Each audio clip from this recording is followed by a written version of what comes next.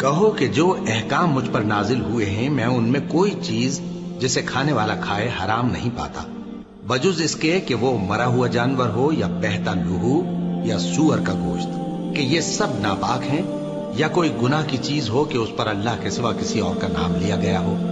और अगर कोई मजबूर हो जाए लेकिन ना तो नाफरमानी करे और ना हद से बाहर निकल जाए, तो तुम्हारा परवरदिगार बख्शने वाला है, मेहरबान है। और यहूदियों पर हमने सब नाखून वाले जानवर हराम कर दिए थे,